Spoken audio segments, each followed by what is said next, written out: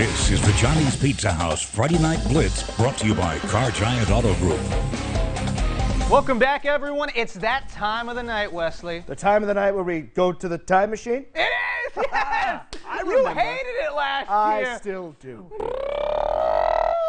Time machine! Not the sound time machines make.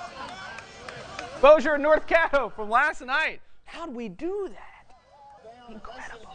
16-0 North Caddo on top. Bossier going for it on fourth down, but the Titan defense forces the stop, and they take over with Aiden Brock at quarterback. There was a lot of question marks about what North Caddo was going to do at the quarterback position this year. Aiden Brock has answered them all so far.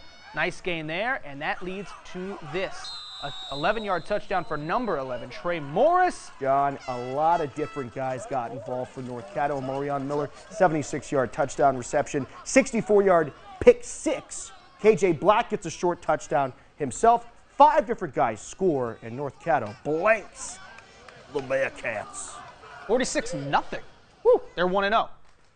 We're staying in the time machine? Okay, Houghton looking to remain perfect in season opener since 2009. Wow, look at John doing the research. Oh, yeah, Colin Raines it took me way too long to finding find that John out. Ecott got hurt in this game last year. And I was going to say, that was new information. He got hurt in this game Yes. last year. That didn't happen yesterday. He was shining. Colin Raines taking it in himself. 7-0. Houghton. Bucks threatening again. But Tyler Rhodes puts the ball on the ground. It's recovered by the Bulldogs, and they look to answer immediately. A deep throw here from Tyler Hughes. Let's see if Hughes can connect with Jamarian Dimery. Oh, too slippery, incomplete. That would have tied things up. I Instead, did Houghton, respect how Demery didn't even act like it happened. Hey. You know, usually On to there's the a next bit of play. a On to the visceral next play. reaction, Yeah. but not there. Colin Raines, 3 touchdown passes, over 200 yards passing. Houghton rolling 35-0. Back to Loyola captain Shreve, Adam Kirby. If you're just now Let's talk about this game Yeah, a little bit. thank you. I'm happy you said that. Loyola yesterday, they get, I think they played maybe 2 drives in this game. Loyola drives down, scores a touchdown. They're up 7-0. They go to bed last night, up 7-0. Feeling Green, good. Probably feeling great. You know, sitting there like, hey, we're leading 5A Captain Shreve, reigning District 1 5A Co-champion. Co-champion. Yeah. It didn't last long today. It did not. 38-7. And you know what? Look, we'd say it didn't last long. Loyola just kept hanging around, but Shreve just kept knocking on the door, and eventually in the second half they did what a 5A team should do against a 2A team, and they pulled away. 38-7. Congratulations, Adam Kirby. First career win as a head coach at Captain Shreve. A battle of top 10 teams in our Texas Power Rankings. We can talk about this game too, Let's do it, Wesley. man. Marshall and Longview. Look, Marshall in week 1, they were very impressive to me. They were New very regime, impressive. they get a 40-29 win. But Longview, after a disappointing 2021, it looks like the Lobos are all the way back. So, John, when you talk about this Marshall team, in the last 20 years, they've only been able to beat this Longview team There you see the score, twice. just how dominant it was. Exactly. So they've only been able to beat Longview twice. You thought last week they kind of exercised some demons against Tyler. First time they've beaten them since 1999. Wow. Maybe they could do it again. That obviously didn't happen tonight, but like you said, this was a ball game early. Longview is just that good. Yeah. You can see it in these highlights. They've got weapons all over the field. They are the perennial favorite to win the state championship this year. Look, this is no slight against Marshall. Look, here's how you know it's a good night. When your wide receiver, who's gonna probably play in the NFL one day, doesn't make the highlights. You're right. Jalen Hale is Hale's nowhere to not be in there. found. And that's how, and they still won by over 30 It was points. the Taylor Tatum show. Look at him there. Look, I'm excited to watch Taylor Tatum this year. I'm very excited to watch him. He's had a huge year, probably one of the state leaders in touchdowns right now. He's got at least 6. Yep. Huge win for Longview over a bitter rival. Both of these teams are going to be fun to watch the rest of the way. I know Marshall, kind of took it on the chin a little bit tonight. They're going to bounce back just fine. Now, we just saw the highlights of this one. Houghton and Red River. Let's talk about this one, too. Colin Raines, I think, is much improved this year. Well, look, you talked about this game last year.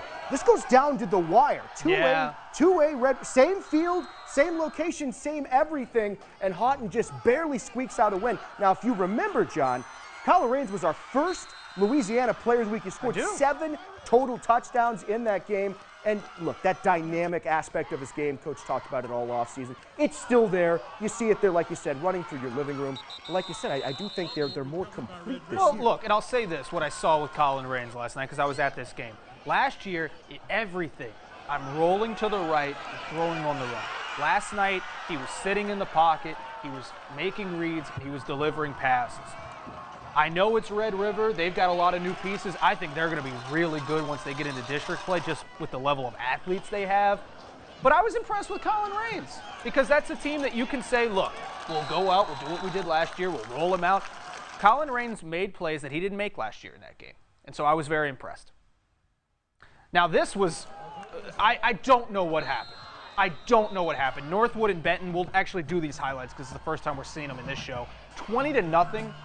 Benton at this point. Ethan Johnson makes it 27-0. Wow. Not even Greg Manning. This is Ethan Johnson. Two-headed monster for the Benton backfield. Here's Marjavius Moss on the kickoff return. Northwood needed something good to happen late in the first half. Moss gave it to him, but this play was called back due to a holding call. So Northwood, instead of having good field position, maybe get a field goal. They've got to throw this one up to the end zone as time expires. It's batted down by Landon Duggan, and we're going to stay on this highlight just long enough to watch one of the craziest things I've seen in the middle of a game in my entire life. In the middle of a game. Is that allowed? You just do. I mean, how do you even throw the flag? There's no time left in the half. He somersaulted into halftime. 27-0. I'm very excited was the score at that point. For Jerry to come on later and talk about that game. Benton rolls. Yeah. They flat out roll, 34-12.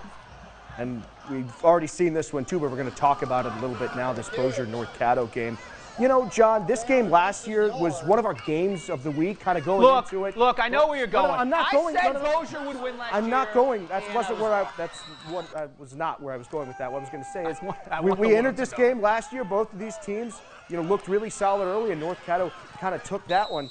I think it just speaks to the caliber and level of talent that this North Caddo team has been able to maintain, even after losing both of their quarterbacks from a season ago. Well, they had 3 quarterbacks they lost, really. If you want to talk about a team that I feel like you got to watch out in district, if this North Caddo team, looking at their pre-district schedule, they could enter their district schedule undefeated with a chance to potentially have an undefeated season. Aiden Brock, I talked to him in the offseason. He kind of, you know, was given this quarterback position, the keys to this offense, as a reward for all his hard work. He did everything for this team. He was a linebacker, he was an H-back, he was a tight end. He did everything. Well, I don't know if Coach Kavanaugh knew just how good a quarterback he had, or else he would have been playing last year. This kid can sling it. I saw them in the Jamboree. He fires the ball in there. And because of that, they've got, I think, more upside than they did last year, which is a very scary thought. So, big win for North Caddo. Before we go to break, let's take a look at some scores from this week. This was Alba Golden taking down Linden Kildare 28-0. I have no idea where Alba Golden is, but Linden Kildare did lose to them. Didn't have a score from that New Diana game. New Diana 1-0. How about that? Yeah, pretty impressive. Dirks getting the win, 48-12. They're number 4 in our Arkansas power rankings. Over ratio, you're right. And Kingston taking down Idabel tonight, 26-7. Let's keep it moving. More scores from around the Arklatex. Minden Parkway tomorrow. That's your alarm clock, John. 10 a.m. Good night. It's what are we doing? We're leaving here at like 2 o'clock in the morning. Got to go to this game. My goodness. Darbon Woods. I don't know if I'm pronouncing that correctly. Yeah. They've got beautiful turf over there. 17-6. Timberwolves get the win. Northwood Lena blanking Ringgold tonight, 38-0. Hallsville's 2-0. Hallsville 2-0. I think they either went winless or only had 1 win last year. They so take that's down great. Henderson 49-35. Good for them. Player of the week coming up after the break.